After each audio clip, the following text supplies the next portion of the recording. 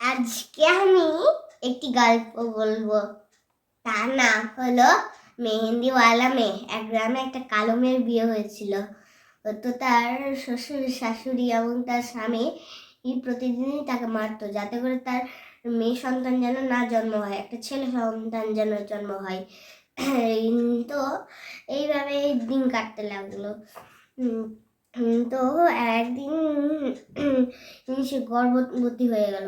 তো গর্ভবতী হওয়ার পর তার শাশুড়ি মা তাকে বললো যে, দেখো বৌমা, তোমাকে একটা লাল শাড়ি দিচ্ছি, ওটা পরো। তো তখন সে কালো মেয়েটা তার শাশুড়ি মাকে বললো যে, মা, আমি কি একটু পেটে বা হাতে একটু মেহেন্দি পরতে পারি? তার শাশুড়ি বললো যে, না, তোমাকে পরতে হবে না, আমাদের ওগুলো পরা উচিত না, নাহলে মানুষের নিন্দা করবে আমাদেরকে।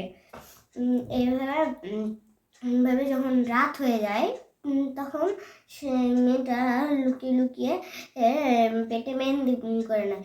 আর তাকে মেহেন্দি করতে তার পেটে থাকা বাচ্চা দেখে নেয়, আর বলে যে, মা এটা কি করছে? আমিও করার চেষ্টা করি। তো তার বাচ্চাও করার চেষ্টা করলো। তারপর এভাবে রাত থেকে সকাল হয়ে যায়। সকাল হওয়ার পরে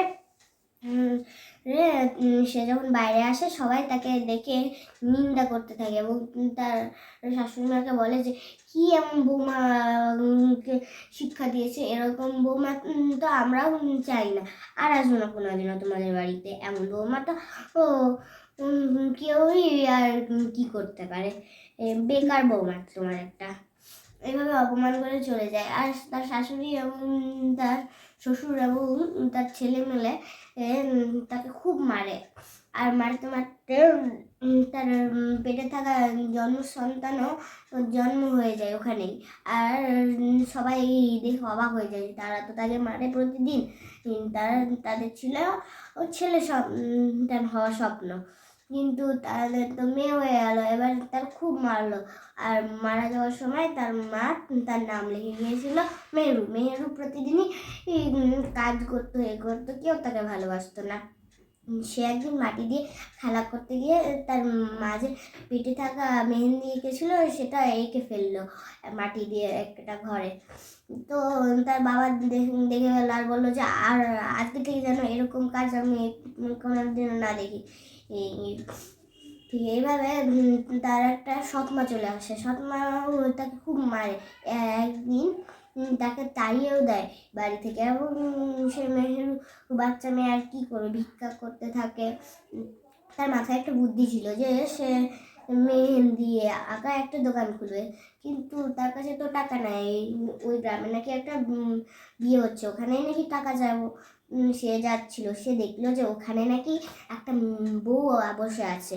বউটা বলছে যে, ওই মেয়েটা কই গেল? আমার কিন্তু মেহেন্দি পড়তে হবে, নাহলে আমি কিভাবে সুন্দরী হবো, আমাকে তো বিয়ে করতে হবে। তখনই মেয়েও চলে আসে ওই মেয়েটার কাছে আর বলে যে, তোমার হাত দাও, আমি তোমাকে তোমার হাতে সুন্দর করে মেহেন্দি এঁকে দিচ্ছি। তখন মেয়েটাও হাত দিল, আর কিছুক্ষণ পরে খুব সুন্দর হয়ে গেল মেহেন্দির রংটা।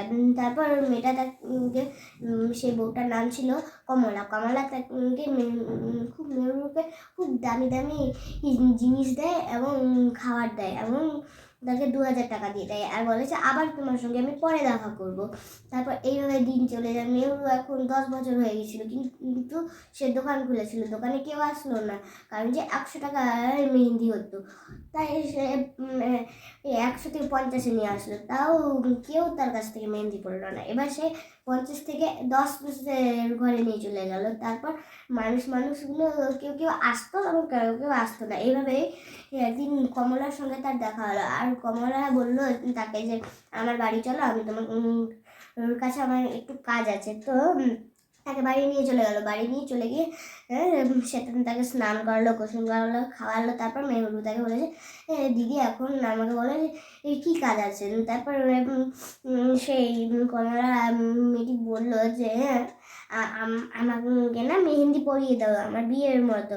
তখন মেহেরু তাকে বুদ্ধি করে বললো যে, আচ্ছা, আমি তোমাকে হাতে করে দেবো, আমি কি পেটে করে দেবো? তখন সেই কমলা মেয়েটা বললো যে, কিন্তু আমার যে পেটটা খুবই বড়, আবার খারাপ হয়ে যাবে না তো? মেরু বলে যে হবে না। তারপর সে ভালো করে করে দেয় কি, আর সেটা ছবি তুলে সোশ্যাল মিডিয়ায় ছেড়ে দেয়, এবং ওটা কিছুক্ষণ পরে দেখা যায় ওটা ভাইরাল হয়ে গিয়েছে। তারপর এইভাবে কিছুদিন কেটে যায়। মেরু ওখানেই থাকতো, আর সবাই তার কাছে ফোন নাম্বার চাইতো যে আমিও করবো মেহেন্দি। এইভাবে তার কাছে অনেক টাকা জমে যায়। কিছুদিন পরে তার একটা হেলদি ছেলে সন্তান হয় কমলার। আর সে সোশ্যাল মিডিয়ায় লিখে দেয় যে মেহুর কারণে আমার একটা ছেলে সন্তান জন্ম দিতে পেরেছি, এই কারণে মেহুরের জন্য সবাই যেন হাততালি